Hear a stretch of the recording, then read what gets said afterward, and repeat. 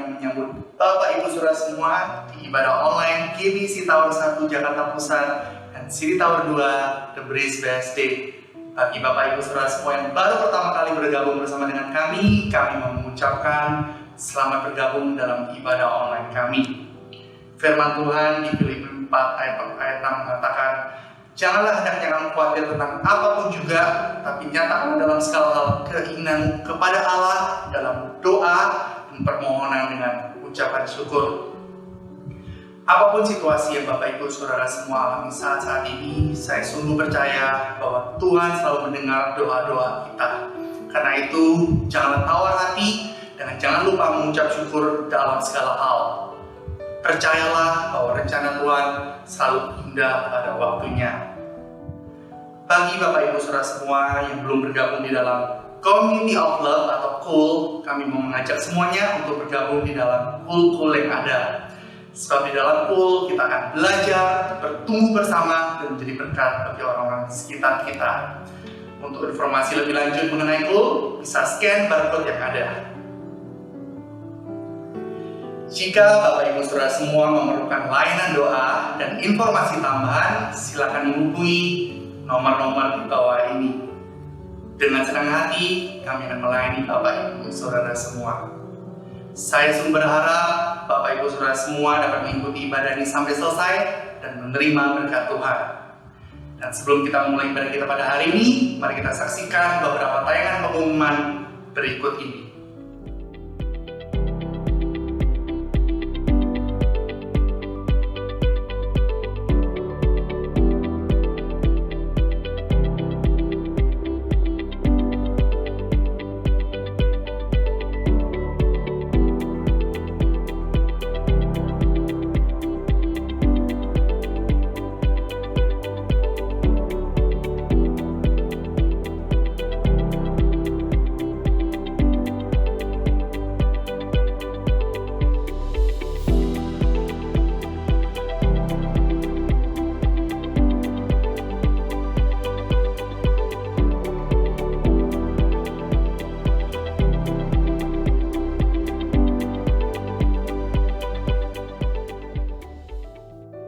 Mari kita bersatu dalam doa.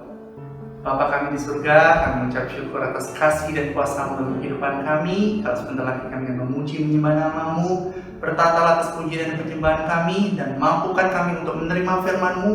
Biar Roh Kudus-Mu terus menuntun hidup kami dan mengubah hidup kami. Terima kasih ya Tuhan.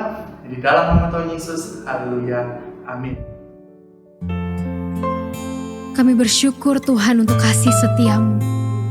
Kalau hari ini kami boleh ada, terlepas dari semua hal yang terjadi dalam hidup kami, Engkaulah Allah yang baik, Engkaulah Allah yang setia. Maka hari ini kami mau terus naikkan syukur kami ke hadapan-Mu. Terima kasih Tuhan Yesus, Engkau baik.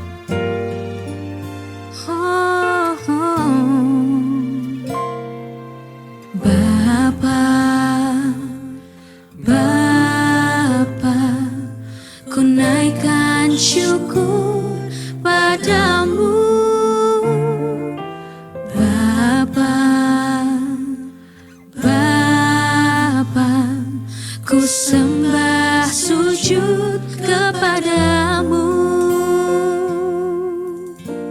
Bapa, Bapa, Bapa, ku naikkan syukur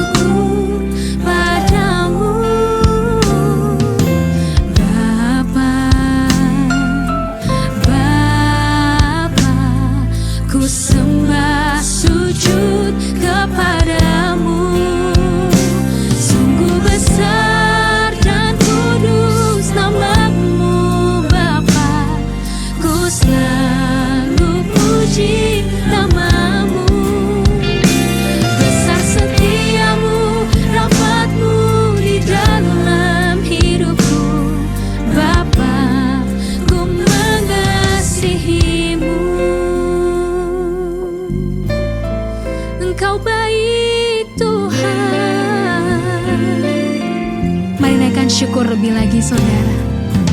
Bapa, Bapa, ku naikkan syukur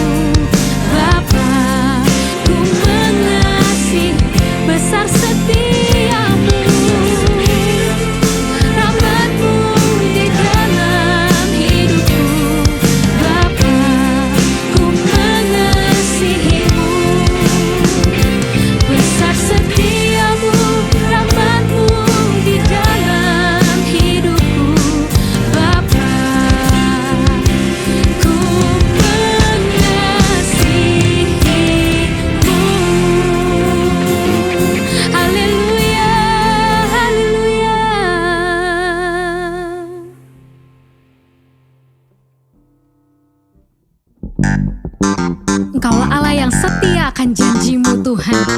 Dan kami berdiri sebagai umat-Mu yang mempercayai janji-Mu digenapi dalam hidup kami. Haleluya, mari kasih tepuk tangan buat Tuhan Yesus, saudara. Come on, sing it out. Standing on the promises of Christ, my King. Through eternal ages, let His praises ring. Glory in the highest, I will shout and sing. Standing on the promises of God. Standing, standing, standing on the promises of God, my Savior.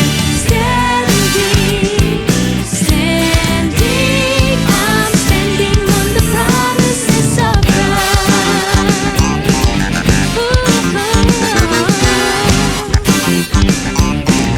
Standing on the promises. Standing on the promises of God, my King. Through eternal ages, let His praises ring. Glory in the highest, I will shout and sing. Standing on the promises of God, Lord, we're standing. Standing, standing on the promises of God, my Savior. Standing, standing, I'm standing on the promises of God. Standing, standing, standing on the promises of God, we believe that. Standing, I'm standing on the promises of God. Come on, sing it out. Standing, standing. Kami percaya Tuhan, Engkau tepati janji-Mu buat setiap kami. Standing, I'm standing on the promises of God. Oh, we're standing. Standing on the promises of God, my Savior. Standing, standing, I'm standing on the promises of God. Standing on the promises of God. Standing on the promises of God. Believe, Lord. Come on, shout hallelujah, hallelujah.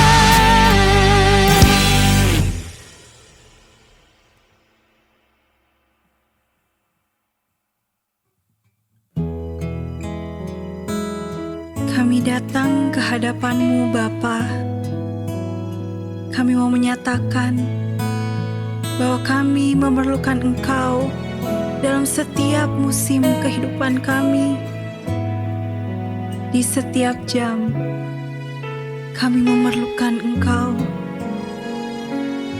Dan inilah ungkapan hati kami kepadamu. Ya Tuhan, tiap jam ku memerlukan-Mu. Engkaulah yang memberi sejahtera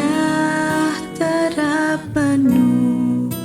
Setiap jam, ya Tuhan, Dikau ku perlukan. Ku datang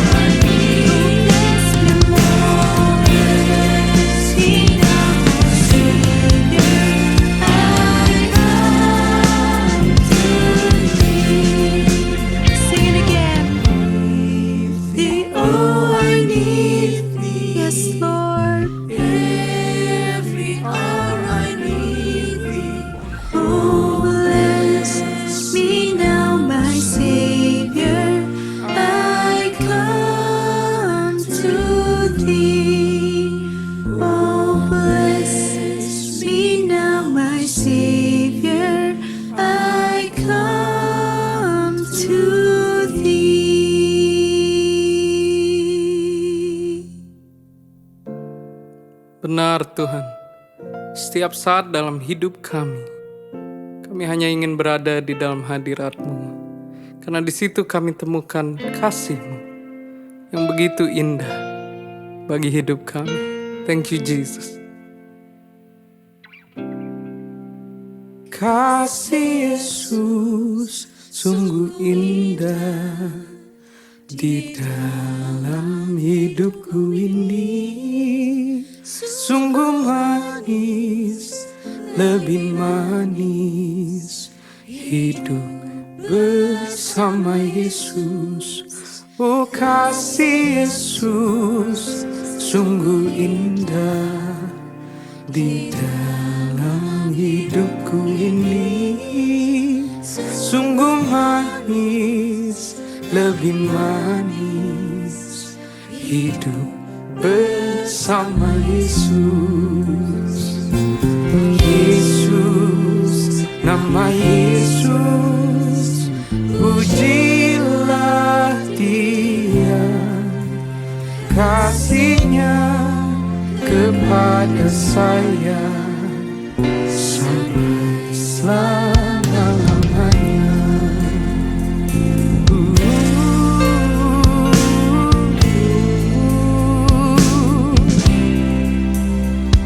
Indahnya kasih-Mu Tuhan.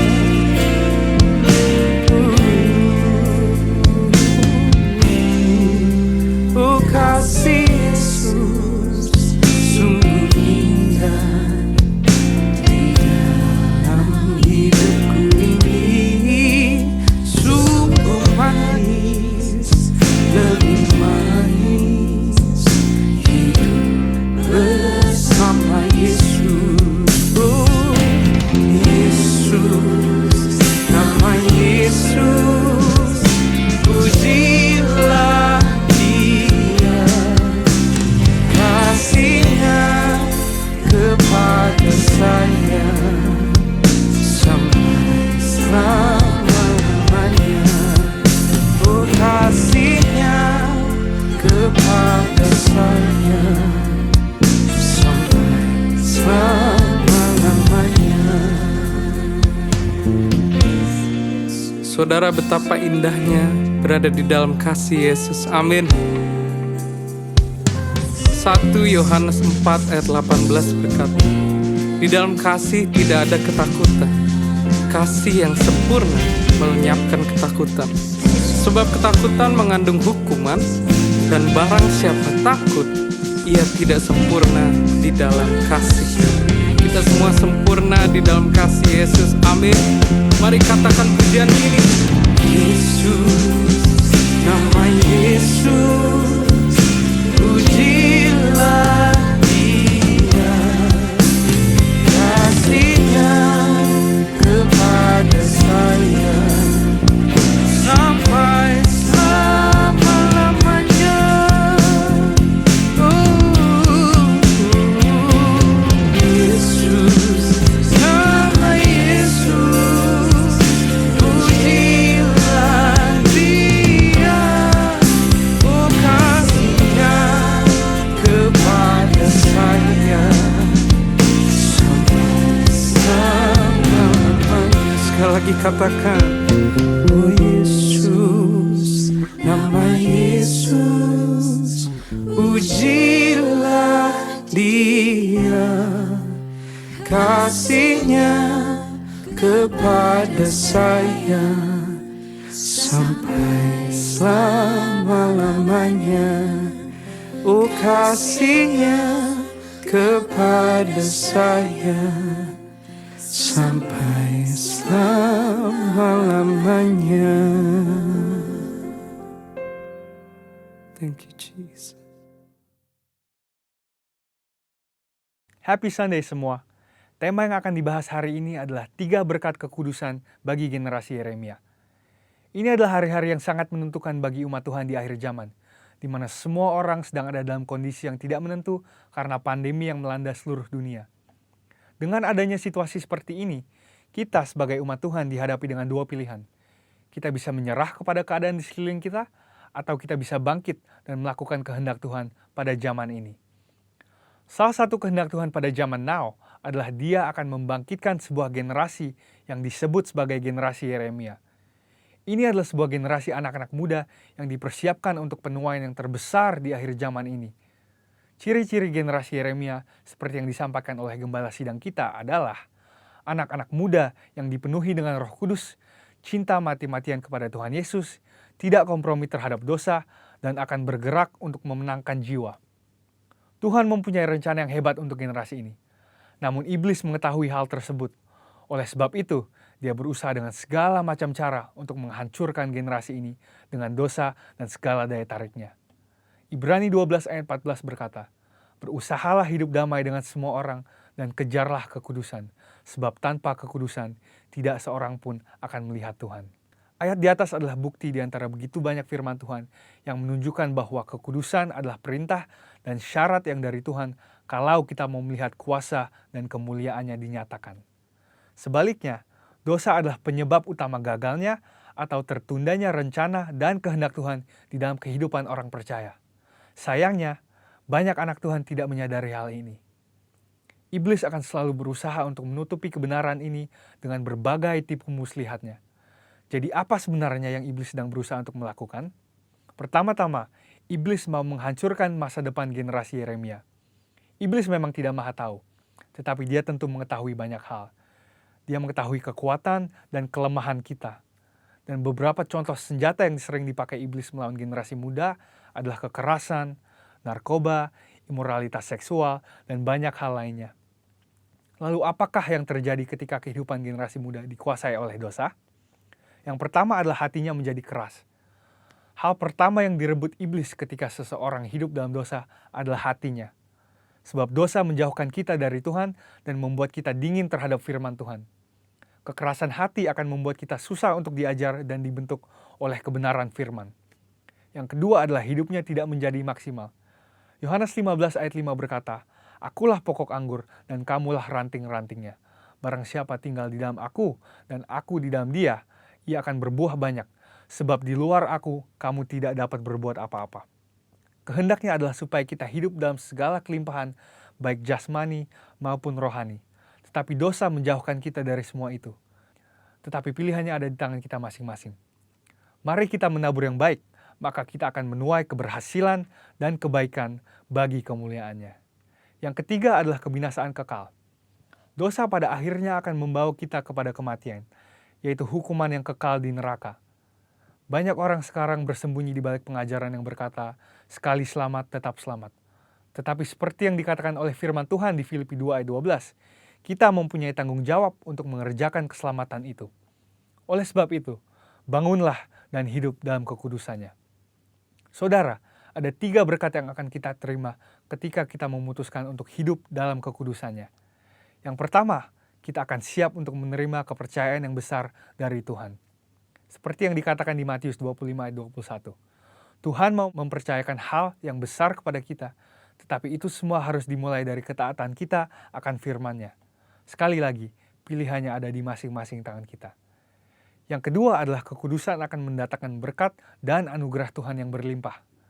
Menurut Yesaya 48 ayat 18-19, damai sejahtera dan kebahagiaan akan terus berlimpah bagi mereka yang mentaati firman Tuhan. Ketika kita memilih untuk hidup dalam kekudusannya, maka berkat dan penyertaannya senantiasa melimpah dalam hidup kita, bahkan jauh sampai keturunan selanjutnya. Yang ketiga adalah kita akan mengalami kuasa dan kemuliaannya. Tuhan Yesus memanggil kita untuk menjadi saksinya. Dia mau memanifestasikan kuasanya melalui hidup kita. Dan itulah sebabnya dia memanggil dan mengutus satu generasi di akhir zaman, yaitu generasi Yeremia. Generasi anak-anak muda untuk menggenapi rencananya bagi dunia ini, yaitu penuaian yang terbesar dan terakhir sebelum kedatangan Tuhan Yesus yang kedua kalinya. Oleh sebab itu, ambillah keputusan untuk hidup di dalam kekudusan Tuhan, supaya rencananya yang indah digenapi di kehidupan kita semua. Selamat hari Minggu dan Tuhan Yesus memberkati.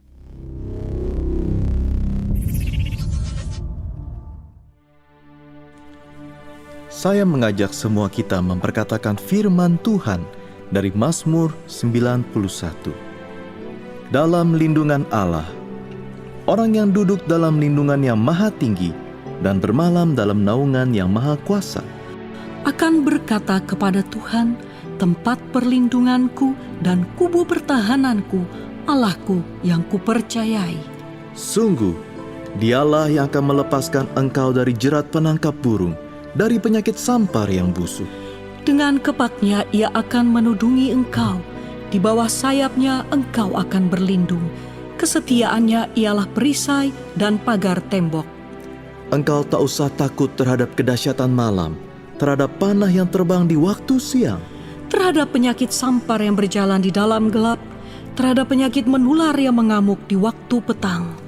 walau 1000 orang rebah di sisimu dan 10.000 di sebelah kananmu, tetapi itu tidak akan menimpamu. Engkau hanya menontonnya dengan matamu sendiri dan melihat pembalasan terhadap orang-orang fasik. Sebab Tuhan ialah tempat perlindunganmu, Yang Maha Tinggi telah kau buat tempat perteduhanmu. Malapetaka tidak akan menimpa kamu dan tulah tidak akan mendekat kepada kemahmu. Sebab malaikat-malaikatnya akan diperintahkannya kepadamu untuk menjaga engkau di segala jalanmu. Mereka akan menatang engkau di atas tangannya supaya kakimu jangan terantuk kepada batu. Singa dan ular tedung akan kau langkahi, engkau akan menginjak anak singa dan ular naga. Sungguh hatinya melekat kepadaku, maka aku akan meluputkannya. Aku akan membentenginya, sebab ia mengenal namaku. Bila ia berseru kepadaku, aku akan menjawab. Aku akan menyertai dia dalam kesesakan. Aku akan meluputkannya dan memuliakannya. Dengan panjang umur akan kukenyangkan dia dan akan kuperlihatkan kepadanya keselamatan daripadaku. Amin. Mari saudara, kita deklarasikan Pentakosta ketiga bersama-sama. Pentakosta ketiga adalah pencurahan Roh Kudus yang dahsyat di zaman ini, melebihi yang terjadi di Azusa Street. Pentakosta ketiga akan mengakibatkan penuaian jiwa yang terbesar dan terakhir sebelum Tuhan Yesus datang kembali. Pentakosta ketiga akan membangkitkan generasi Yeremia, yaitu anak-anak muda yang dipenuhi Roh Kudus, cinta mati-matian kepada Tuhan Yesus, tidak kompromi terhadap dosa, dan akan bergerak untuk memenangkan jiwa. Pentakosta ketiga lahir di Indonesia dan bergerak ke bangsa-bangsa. Gerakan ini dari timur ke barat dan akan kembali ke Yerusalem. Pentakosta ketiga akan memberikan kuasa untuk menyelesaikan amanat agung, dan setelah itu Tuhan Yesus datang kembali. Haleluya! Shalom kekasih Tuhan, jumpa lagi bulan September minggu kedua. Ya. Tidak dirasa kita mulai masuki bulan ber dalam tahun 2020. Ya, Christmas is approaching. Ya. Memasuki bulan ke-7 dalam masa-masa pandemi COVID-19 sejak bulan Maret yang lalu. Ya. Slow but sure, more people weaken physically but also spiritually. Banyak orang mulai merasa capek, lelah, baik secara fisik maupun secara rohani. Saya akan bacakan dari 2 Korintus 12 ayat yang ke-9 yang begini bunyinya.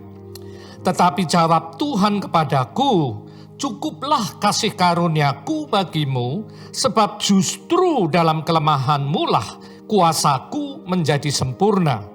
Sebab itu terlebih suka aku bermegah atas kelemahanku, supaya kuasa Kristus turun menaungi aku. In our weakness, we grow stronger in faith. Justru dalam kelemahan kita, iman kita akan bertumbuh semakin kuat di dalam Kristus. Sehingga kita mampu tetap fokus dan melayani Dia meskipun di dalam saat-saat sulit ini. Sebagai orang-orang percaya, a new creation in Christ, ciptaan baru di dalam Kristus, yang merupakan bukan one time event, bukan hanya sekali saja dalam hidup kita sebagai orang percaya, tapi suatu hal yang berkesinambungan, continually. Pertumbuhan iman orang percaya itu terus-menerus. Di dalam surat Kolose 3 ayat yang 10 dengan jelas dikatakan, dan telah mengenakan manusia baru yang terus-menerus diperbaharui untuk memperoleh pengetahuan yang benar menurut gambar Khaliknya. And have put on a new self which is being renewed in knowledge in the image of its creator. Pertumbuhan kerohanian orang percaya itu constantly renewed and refreshed. Ya, terus menerus diperbarui dan disegarkan, diupdate. Ya.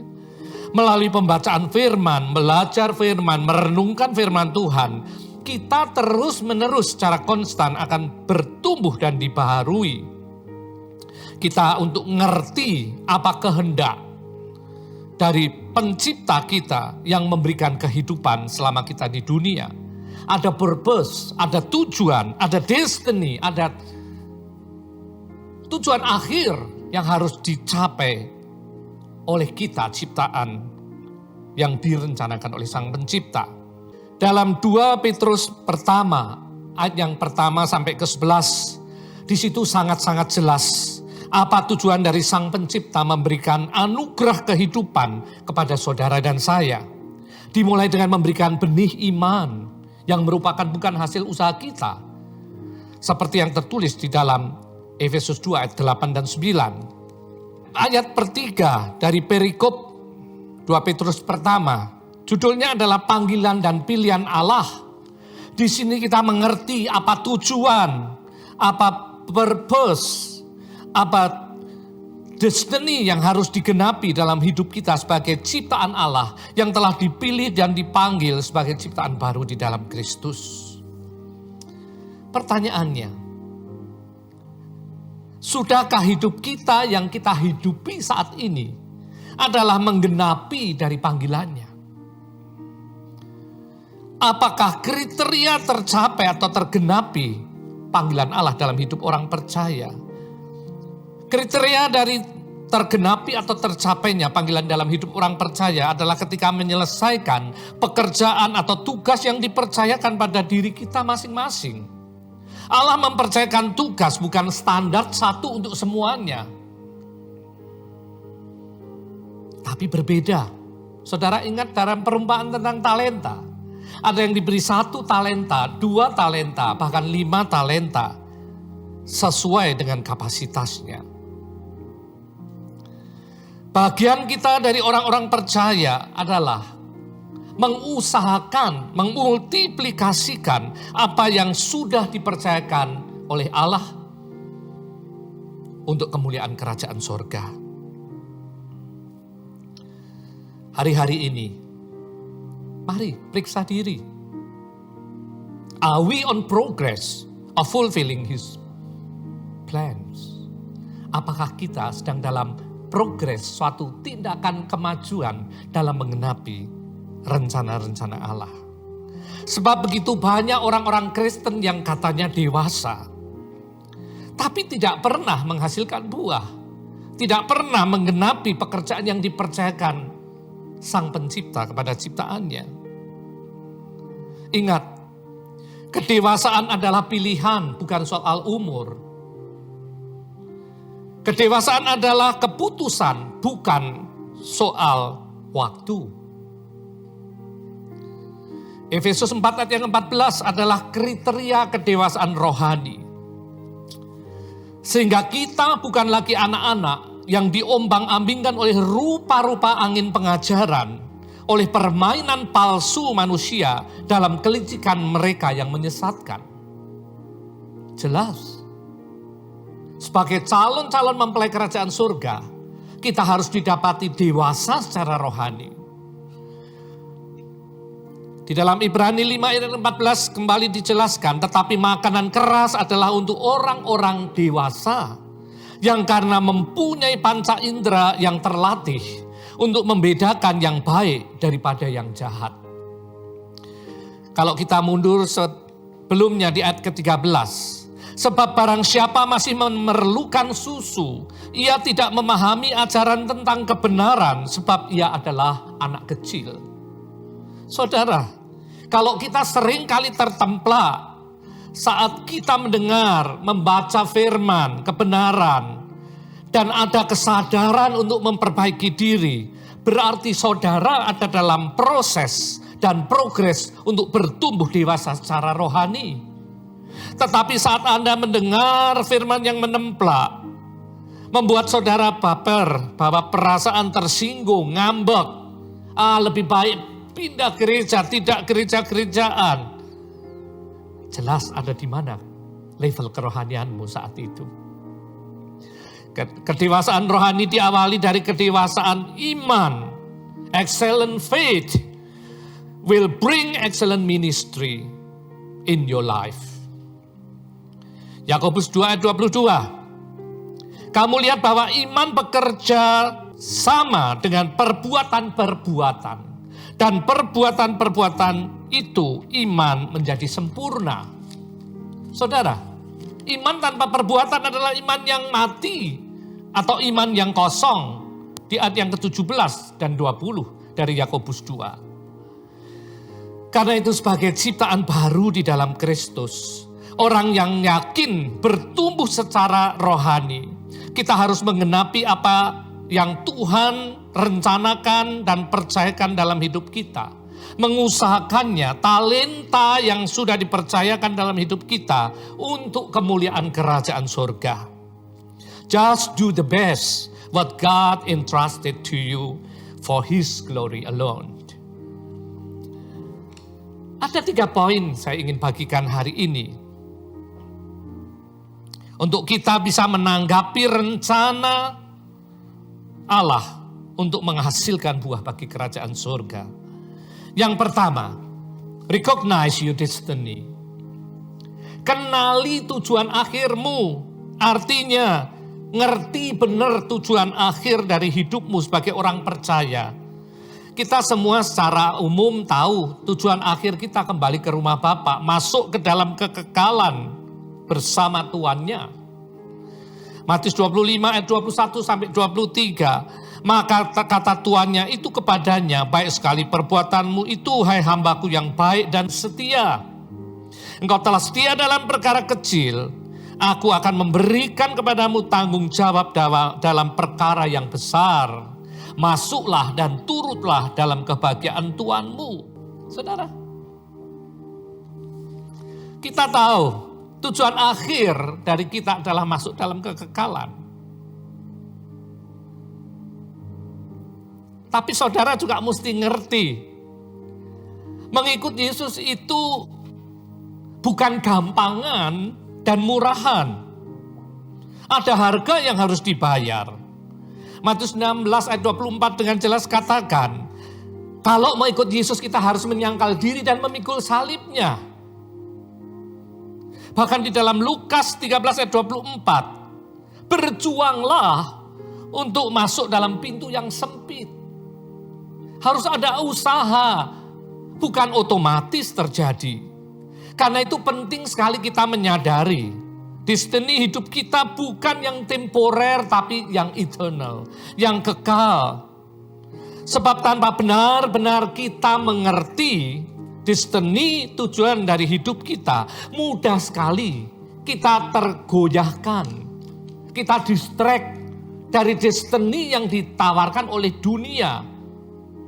Yang tentunya ya, digembar-gemborkan dan diiming-imingi dan rasanya lebih mudah untuk dicapai dan dilakukan. Karena itu untuk mengerti, ya, recognize your destiny, kita harus mengalami suatu hal yang disebut metanoia, pembaharuan pola pikir kita. Roma 12 ayat 2 dengan jelas katakan, janganlah kamu jadi serupa dengan dunia ini, tetapi berubahlah oleh pembaharuan budimu, sehingga kamu dapat membedakan manakah kehendak Allah, apa yang baik, yang berkenan kepada Allah, dan yang sempurna. Pembaruan budi membuat kita tidak menjadi serupa dengan dunia. Tidak jadi serupa dengan dunia itu artinya lawan arus, saudara. Melawan arus itu memisahkan diri, berbeda. Ya. Dan tentunya kita milih pergaulan yang benar. Ingat, di dalam 1 Korintus 15 ayat 33 dikatakan jangan sesat. Pergaulan yang buruk merusak semua kebiasaan yang baik. Kapan kita akan toleransi dan kompromi dengan pergaulan dunia? Saudara ada di dunia, tapi firman Tuhan katakan jangan jadi serupa dengan dunia. Masa-masa lalu banyak di antara kita kompromi, toleransi. Bahkan kita hidup di gray area. Kita berjalan dalam duaan perahu. Hari-hari ini hari-hari pemurnian.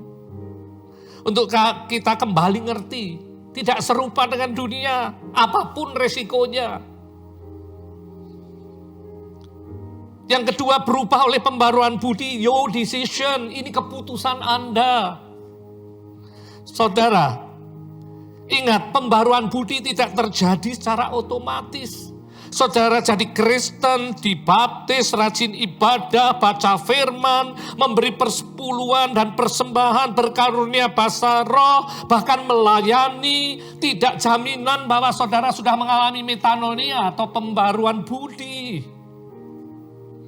Sebab hanya dari buahnya engkau akan dikenali. Saudara, banyak orang sudah begitu banyak melangkah di dalam pelayanan, tapi tidak pernah mengalami pembaruan budi. Ini yang disebut orang fasik. Orang fasik orang yang ngerti firman tapi tidak menjadi pelaku firman. Berhenti bermain Kristen-Kristenan, saudara. Kalau engkau yakin mengambil keputusan sebagai ciptaan baru di dalam Kristus, alami pembaruan budi sebagai langkah awal dari pengiringanmu kepada Kristus.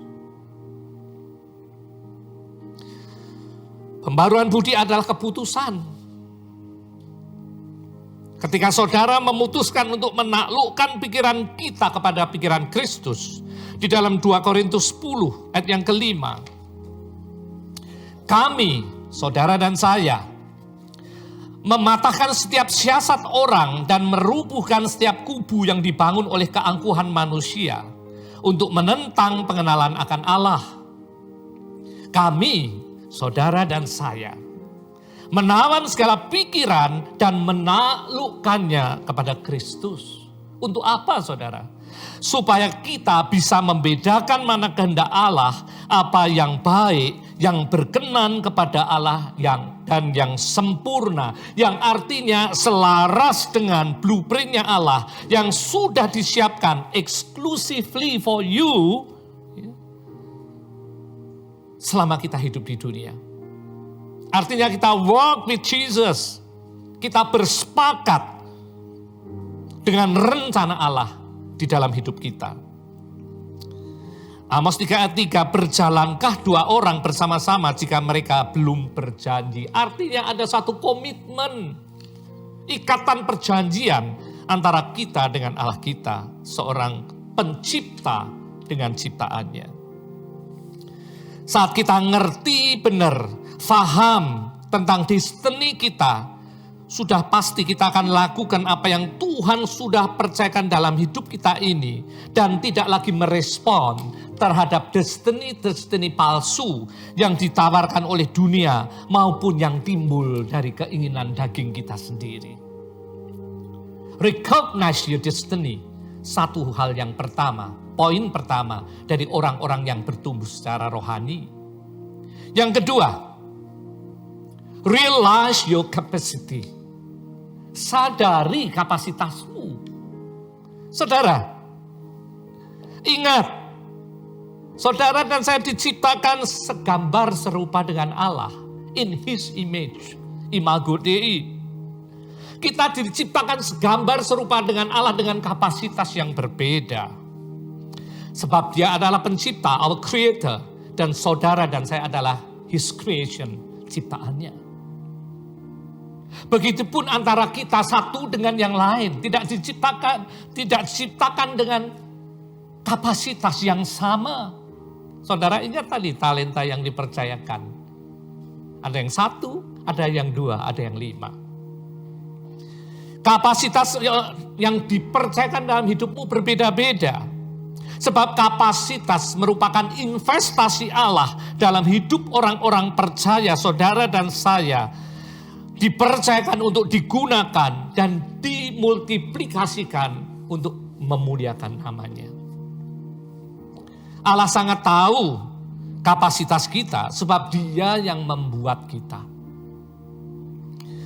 Mazmur 133 ayat 13.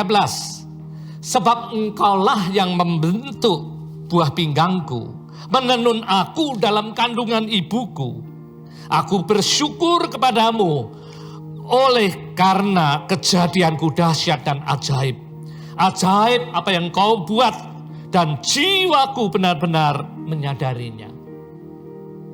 Di sini pemazmur betul-betul ngeh kapasitasnya sebab tahu siapa yang membuat dia dan mempercayakan kapasitas dalam dirinya. Efesus 2 ayat 10. Karena kita berbicara saudara dan saya. Karena kita ini buatan Allah, diciptakan dalam Kristus Yesus untuk melakukan pekerjaan baik yang dipersiapkan Allah sebelumnya. Ia mau supaya kita hidup di dalamnya. Saudara, Allah mau kita menghidupi. Allah mau kita menggali, Allah mau kita menemukan, Allah mau kita memaksimalkan kapasitas yang sudah dipercayakan dalam hidupmu. Justru dalam masa sulit semacam ini, kesempatan yang baik untuk menggali kapasitas yang Tuhan percayakan dalam hidup kita, yang selama ini tersembunyi dan belum dimanfaatkan, baik untuk diri sendiri atau untuk sesama, apalagi untuk Tuhan kita. Ingat, Allah kita Allah yang kreatif. Ya. Seringkali saya kutip, Allah kita Allah yang kreatif. Sidik jari dan retina, 7 miliar manusia tidak ada satupun yang identik. Betapa kreatifnya Allah kita. Dan saya percaya ketika Allah mempercayakan kapasitas sebagian dari dirinya dalam hidup ciptaannya, saudara dan saya, pasti ada unsur kreativitas itu juga. Seringkali kita tidak menggalinya.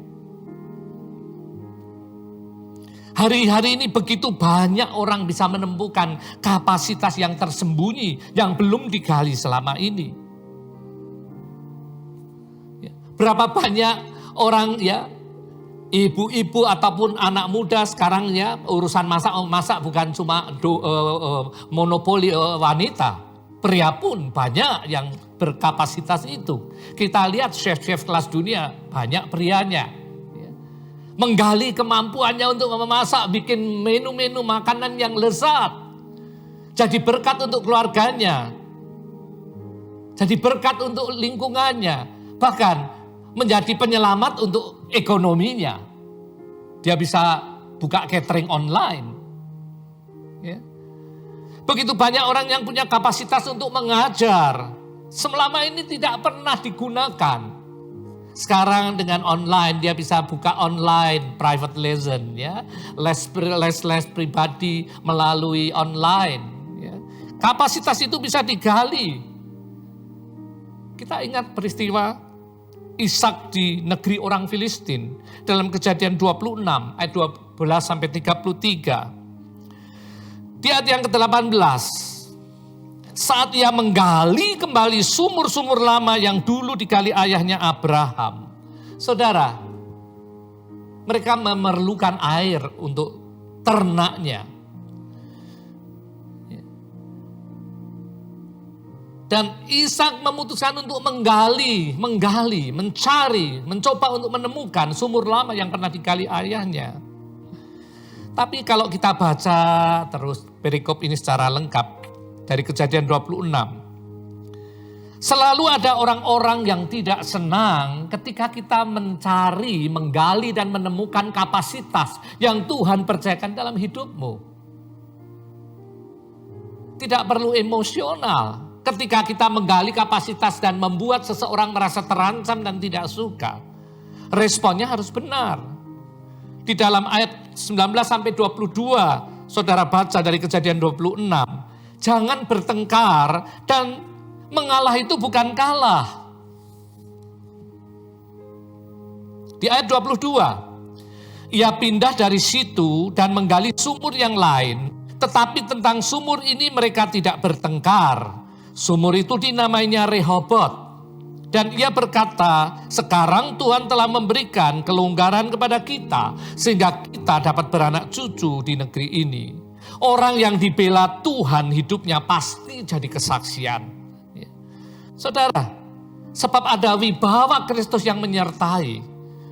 Orang bisa membuat orang bisa melihat ada satu pribadi yang menyertai orang itu. Sehingga dalam ayat 26 sampai 28 kesaksian, ya. Begini bunyinya, jawab mereka, kami telah melihat sendiri bahwa Tuhan menyertai engkau. Sebab itu kami berkata, baiklah kita mengadakan sumpah setia antara kami dan engkau, dan baiklah kami mengikat perjanjian dengan engkau, bahwa engkau tidak akan berbuat jahat kepada kami, seperti kami tidak mengganggu engkau, dan seperti kami semata-mata berbuat baik kepadamu, dan membiarkan engkau pergi dengan damai. Bukankah engkau sekarang yang diberkati Tuhan? Saudara, orang bisa lihat bagaimana orang yang diberkati Tuhan menjadi kesaksian, menginspirasi orang lain, sebab ada wibawa Kristus yang menyertai dia. Orang yang cinta damai pasti diberkati Tuhan dan jadi kesaksian dan inspirasi buat sesama. Satu pujian lama yang mengatakan demikian. Allah yang bela, siapa lawan dia? Lebih dari pemenang dalam segala hal, ku pasti dapat lakukan semua. Yesus yang kemenangan, oh terpujilah namanya. Ada amin saudara. Kalau Allah yang bela kita, siapa lawan kita? Untuk melipat gandakan, untuk memaksimalkan kapasitas yang Tuhan percayakan di dalam hidup kita, harus mulai dengan memperbesar kapasitas rohaninya. Saudara, ingat. Ibrani 11 ayat pertama dikatakan iman adalah wadah dari apa yang belum kita lihat, hanya kita percayai. Perbesar kapasitas rohanimu, sehingga kau siap menerima. Karena itu isi hati pikiranmu dengan kebenaran firman Tuhan sebagai dasar kebenaran yang akan memerdekakan engkau dari pikiran-pikiran manusia, falsafah dunia yang membelenggu kita dengan segala keterbatasan. Bahkan akan membebaskan kita dari intimidasi kesalahan-kesalahan di masa lalu. Intimidasi dari si jahat selalu dibisikkan untuk melemahkan, untuk membuat kita tidak yakin untuk menggunakan kapasitas yang Tuhan percayakan. Sehingga kita menjadi orang-orang yang kalah dan bukan orang yang menang. Roma 8 ayat 37 katakan engkau lebih dari pemenang dalam segala hal. Saat orang percaya nyadar kapasitasnya, menggali dan menggunakannya, itu merupakan ancaman untuk iblis. Jadi, kalau saudara dan saya sedang mencoba menggali, memaksimalkan kapasitas yang Tuhan percayakan selama ini, ada proses. Jangan menjadi gentar dan cengeng. Dalam proses penggalian, pencarian, pemaksimalan dari kapasitas yang Tuhan sudah tanam dan percayakan, investasikan dalam hidup saudara dan saya. Yakinlah Segala perkara dapat kutanggung di dalam Dia yang memberi kekuatan kepadaku. Filipi 4 ayat 13. Juga di dalam 1 Korintus 10 ayat 13 dikatakan, pencobaan-pencobaan yang kamu alami ialah pencobaan biasa yang tidak melebihi kekuatanmu, tidak melebihi kapasitasmu, sebab Allah setia dan karena itu Ia tidak akan membiarkan engkau dicobai melampaui kekuatanmu. Pada waktu kamu dicobai, Ia akan memberikan kepadamu jalan keluar sehingga kamu dapat menanggungnya. Saudara, setiap pergumulan, proses dalam menggali, memaksimalkan kapasitas tidak melebihi kapasitas yang Tuhan percayakan. Bahkan kita akan diajari, kita akan mendapat private lesson, kita akan mendapat new revelation and wisdom from God alone, dari Tuhan secara pribadi. Saat-saat ini adalah saat-saat yang baik untuk kita mengevaluasi diri.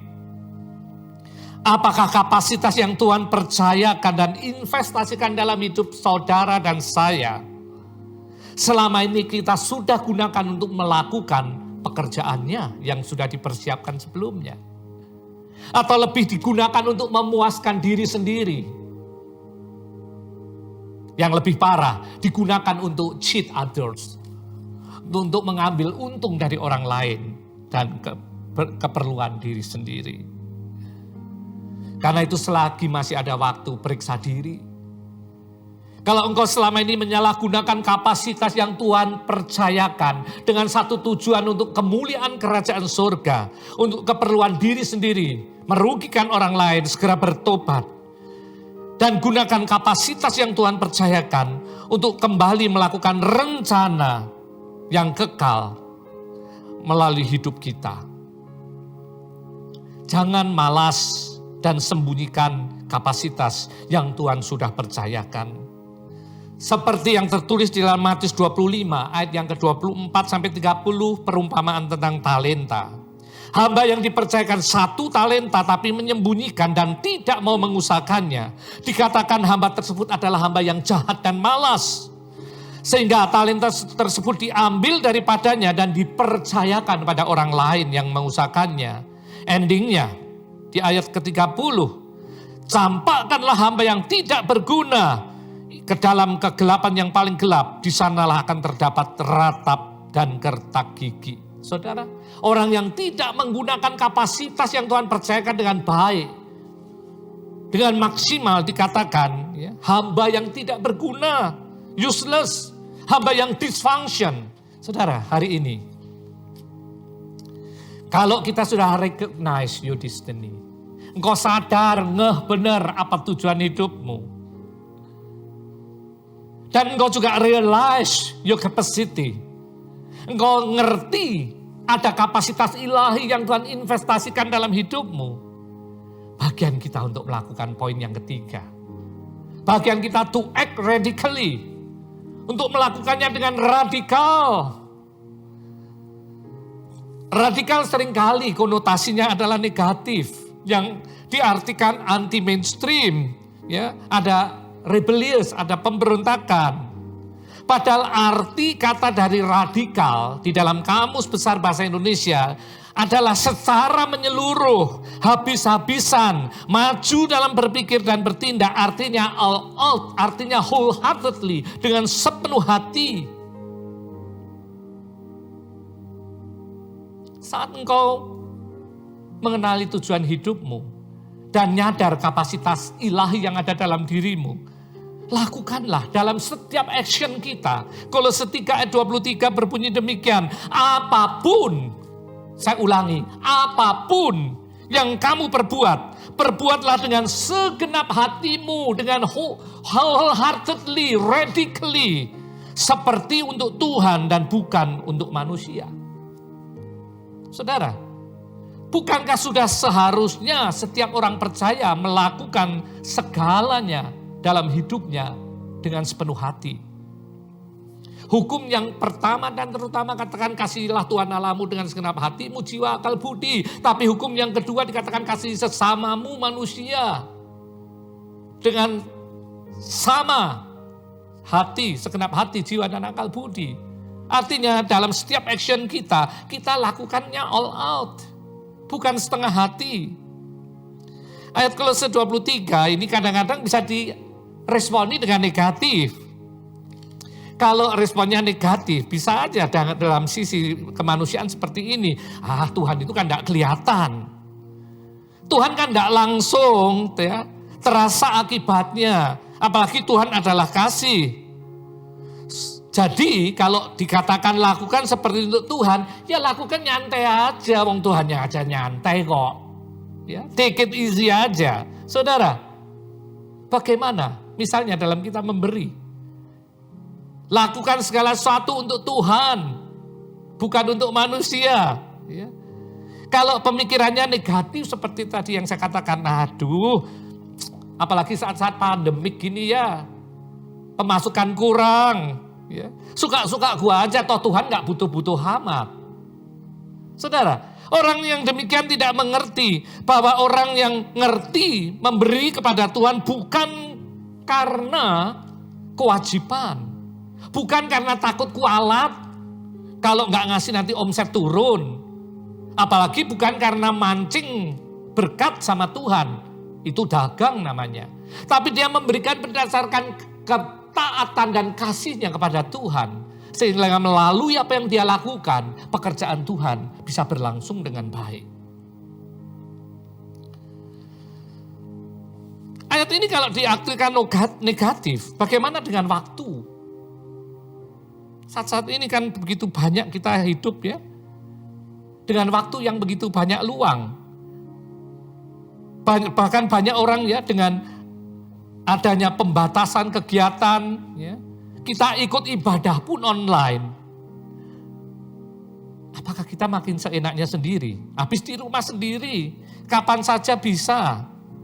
Atau kita tetap akan lakukan sebagai divine appointment, perjanjian ilahi, seperti yang biasa kita lakukan di hari Minggu dengan Tuhan dan dilakukan dengan serius dan rasa hormat. Dalam kegiatan kita juga banyak sekali hal-hal ya. Banyak orang mikir, sekarang ini banyak waktu nganggur sampai kita ini nggak tahu loh mau ngapain. Bisnis lagi mandek, pergi-pergi nggak bisa. Ke mall takut. Ngapain? Padahal begitu banyak kegiatan yang bisa kita lakukan.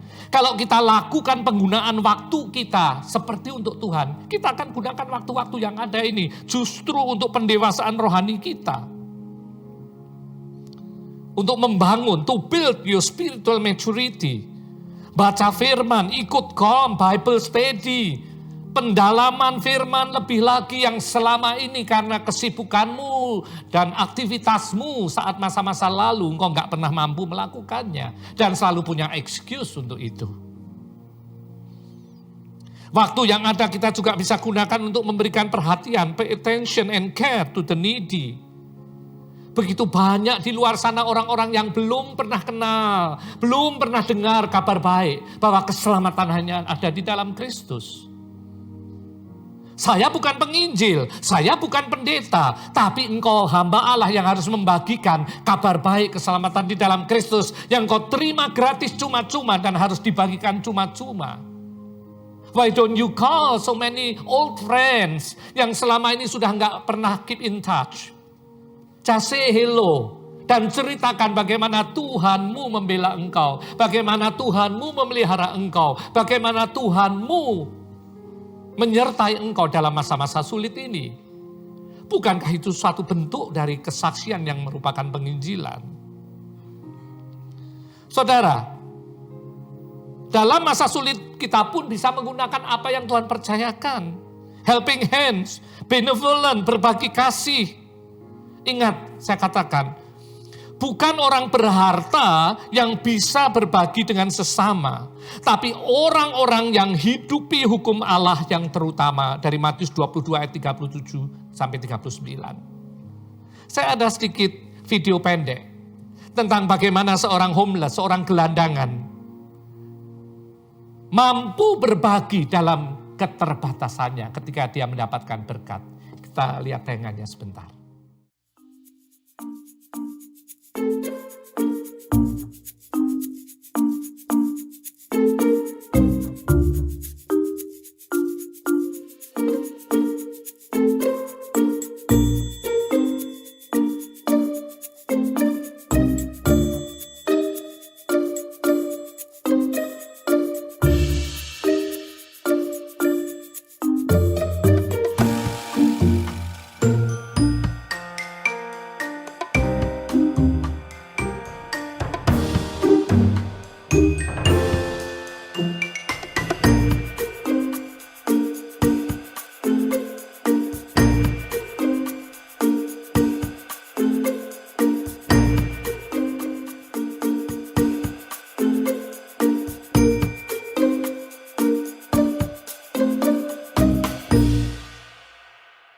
Yeah, I mean, I don't know what to do, dude. Like, I don't get my money till next week. And I'm like over here like stressing the heck out. Like, I don't know what to do anymore, dude. Like, completely lost. I have no money on me right now. She's really sick and she really needs the medicine. That's the thing. It's like, seriously sucks living paycheck to paycheck when you don't have enough money for your daughter's medicine and you can't really do anything. You know what I mean? It's like I'm so lost right now, dude. Just let me know if you can, help out with any money, dude, because I really need to get my daughter medicine, dude. But yeah, I'll hit you up later, man. All right. All right, peace, man. Peace. God. What do I do? You all right, dude? Huh? Okay? Yeah, I need to get my daughter medicine, and it's like, I don't know what to do, man. Like, I don't have the money. It's tough, all right? Huh? It's tough, all right? Yeah, I know. It sucks so badly. It's like she depends on me, to get the medicine too, and it's like I don't know what to do, I can't get her medicine, It's so bad. You be here a minute? Huh? Be here a minute? Be here a minute? Yeah, I'm over here the whole time. Let's watch my backpack for me and Yeah, I got you. I'll be right back. Okay. Okay.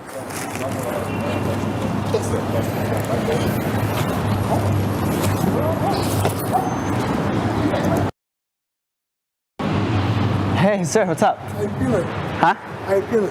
I'm feeling good, man. I'm still trying to figure it out, and I have your backpack. I'm still trying to figure it out and everything, you know what I mean? I managed to come up with a little money myself.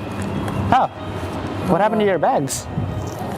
I just took it back to where I got it, just Target over there. Uh-huh. I had a few things that, Oh, did you get something from Target? yeah. What happened? Blankets and pillows. Some, Blankets and pillows? Yeah. Okay. And Things I can get by without, but he seemed to be a little more trouble than I was, so there. So you return? You want to take care of your daughter. You return your pillows, your sleeping bags, just give me, my daughter, my medicine? Yeah. Why would you do that though? You didn't have to do I that. look pretty stressed out, I can remember plenty of times. Don't you need that stuff though? I'd get by without it. I'd get by. I'd be okay. But don't you need this money? You get something to eat. I'll get something somewhere. Something will happen. Something will come up. I know. How long has it been since you ate though? Yesterday. You haven't ate since yesterday and you're just trying to give me money? Yeah. That really means a lot to me, like something, like you would do that, you know what I mean? Like, you seem like you really need the money too, Where do you sleep at night? Here, there, anywhere, where I feel safe. So like, that's incredibly inspiring. Like, how you would do that. Here's another $500, man. You're kidding me. No, man. Give me a hug, man. Oh my God. Give me a hug, man. Thanks a lot, man. That like what you did, that really. No, don't cry. Please don't cry. Please don't cry. What you did, that was really inspiring. Like, no, don't cry. Please don't cry. Okay. Just give me a smile. That's it. I just want you to smile, man. Like, what you did, that was really inspiring, man. Like, that's incredibly crazy. So go back to Target, get the sleeping bag, get all the stuff that you had, and then get more stuff and get a room to sleep and stuff like that, man. I can't believe this. No, man. I mean, what you did was. No, yeah, I'm 100% sure. And I have a seat, man. Have a seat. I make videos on the internet actually, and I really didn't need money, and I was just faking that. And there's a camera right there. If you can see right behind that building, you see that camera right there? Yeah. I actually make videos on the internet, and this was all planned out. And it's crazy that you did that, man. Like, that's really inspiring. And I actually have a YouTube audience. I upload videos on the internet. The whole time when you went to Target and stuff like that, I actually followed you with the camera. Right. Yeah, and we saw you going to Target. I'm glad I can help you out, man. That's really inspiring, man. I love that, man. That was amazing. Make good use of it. And that really means a lot to me. Like, that was extremely inspiring what you did.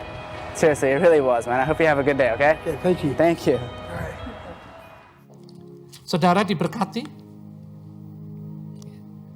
Ini bisa jadi refleksi untuk periksa diri. Adakah kita punya kepedulian? Adakah kita punya beban kepada sesama seperti gelandangan itu? Terima duit gak seberapa, dibelanjakan untuk kebutuhan utamanya, setelah sekian lama dia gak mampu membelinya. Tapi ketika dia mendengar ada orang yang memerlukan untuk hal yang lebih penting, untuk keselamatan keluarganya, tidak ragu dia tukarkan barang-barang yang dibeli, dikasihkan kembali, diberikan pada orang yang membutuhkan. Saudara, banyak di antara kita dipercaya banyak, punya banyak, tapi sulit berbagi karena nggak pernah menghidupi hukum yang terutama. Hafal ayatnya, tapi nggak pernah menghidupi dalam hidupnya. Nggak pernah diaplikasikan dalam hidupnya. Saat ini saat yang terindah untuk berbagi. Bukan dari kelebihanmu, tapi dari segala keterbatasanmu. Itulah yang berkenan di hadapan Allah. Di dalam Efesus 4 ayat 17-24, ayat-ayat ini akan menjelaskan pada setiap kita, sebagai orang pilihan, sebagai ciptaan baru di dalam Kristus, yang sudah menanggalkan manusia lamanya, pola pikir lamanya, menanggalkan pengenalan akan Allah yang lama, dan sudah dibaharui pola pikirnya, sehingga mampu melakukan hal-hal baru yang sesuai dengan rencana dan kehendak Allah dalam hidup kita, dan kita berfungsi, berdaya guna bagi kerajaan surga, yaitu dengan cara langkah pertama, recognize your destiny, mengenali tujuan utama hidupmu, realize your capacity, menyadari kapasitas ilahi yang Tuhan sudah investasikan dalam hidup kita, dan jangan berhenti di situ. Start to act radically, mulailah melakukan action dengan sepenuh hati. Ingat, semuanya hanya bisa dilakukan when you still have time. Hanya ketika kita masih hidup, hanya ketika kita masih sehat. Bukankah ibadah yang sejati di dalam Roma 12 ayat 1 berkata, persembahkan tubuhmu yang hidup, kudus dan berkenan kepada Allah. Yohanes 9 ayat 4 mengingatkan pada kita harus mengerjakan pekerjaan Dia yang mengutus aku selama masih siang. Akan datang malam di mana tidak ada seorang pun yang dapat bekerja. Saudara, firman ini terakhir saya bacakan mengingatkan ada keterbatasan waktu. Ingat saudara, there is limitation of time. Dalam hidup setiap pribadi, kita punya keterbatasan waktu yang berbeda-beda dan tidak sama. Karena itu selagi masih ada waktu, jangan tunda. Lakukan apa yang kita bisa lakukan. Mengenali tujuan utama Allah dalam hidupmu, menyadari kapasitas ilahi yang sudah diinvestasikan dan dipercayakan dalam hidupmu, gunakan dan maksimalkan untuk kerajaan surga melalui perbuatan kita yang sepenuh hati, baik kepada sesama. Mari mulai bekerja selagi waktu masih ada. Berbuah-buahlah bagi kerajaan surga dan memuliakan namanya. Tuhan Yesus memberkati. Tuhan, ini tugas kami. Beri keberanian bagi kami. Taruhlah roh yang rela melayani dan menyenangkan hati Tuhan, itu yang kuingini.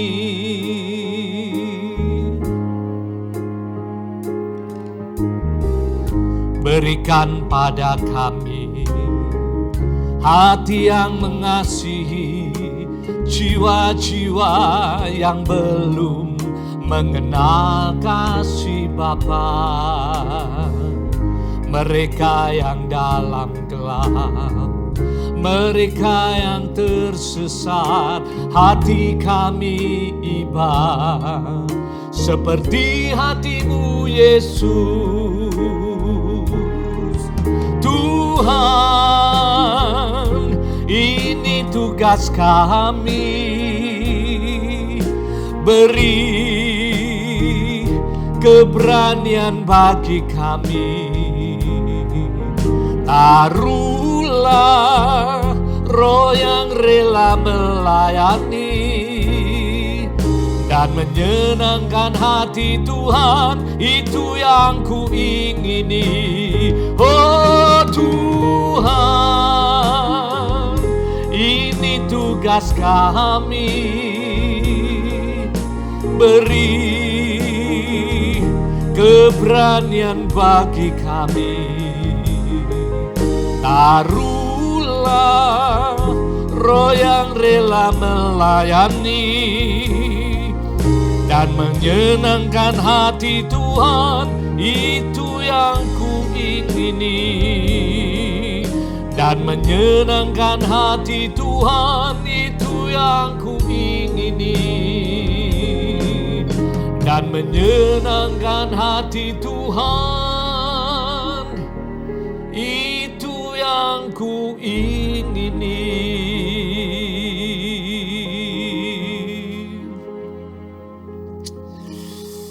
Kalau hari ini firman Tuhan berbicara kepada saudara untuk segera memperbaiki pengenalan akan destiny Tuhan, untuk segera menyadari kapasitas ilahi yang Tuhan sudah percayakan dan berikan untuk memperlengkapi kita, supaya penggunaan waktu yang ada kita fungsikan dengan maksimal untuk kemuliaan kerajaan sorga, menjangkau jiwa-jiwa yang terhilang di luar sana.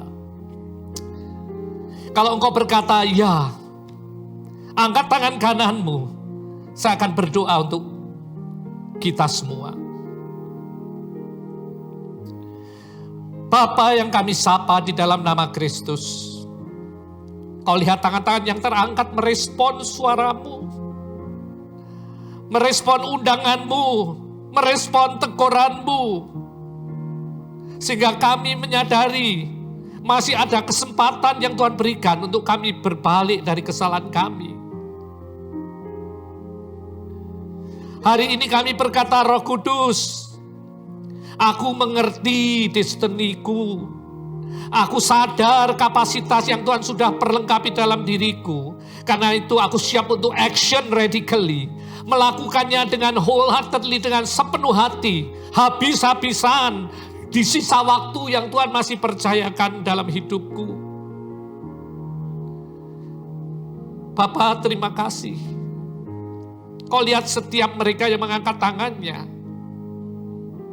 membuka hatinya, karena mereka mengerti Tuhan berbicara untuk memberikan kita kesempatan sebelum Engkau datang kembali. Bapa, terima kasih. Teguhkan keputusan mereka. Urapi setiap anak-anak-Mu di dalam nama Yesus. Meteraikan kebenaran firman yang kami dengar. Roh Kudus, urapi kami untuk menjadi pelaku firman dan bukan hanya pendengar saja. Setiap kita yang sudah merespon dan siap menjadi pelakunya, mari bersama katakan, amin. Amin. Mari kekasih Tuhan, siapkan hatimu, buka hatimu, angkat tanganmu, kita akan menyelesaikan ibadah hari ini dengan menerima doa berkat dari Bapa Surgawi. Saudara-saudaraku kekasih yang dikasihi Tuhan dan mengasihi Tuhan. Mengasihi Tuhan bukan hanya dengan lidah bibirnya, tapi dengan hatinya, dengan seluruh hidupnya. Mengasihi Tuhan mempercayai setiap kebenaran firman dan menjadi pelakunya. Sekarang terimalah berkat damai sejahtera dari Allah Bapa di dalam Anak yang tunggal Tuhan Yesus Kristus, persekutuan dengan Roh Kudus yang tinggal tetap menyertai kita mulai sekarang sampai Maranatha, bahkan sampai selama-lamanya. Setiap kita yang sudah diberkati dan siap menjadi berkat, mari bersama katakan, amin, amin. God bless you. Happy Sunday.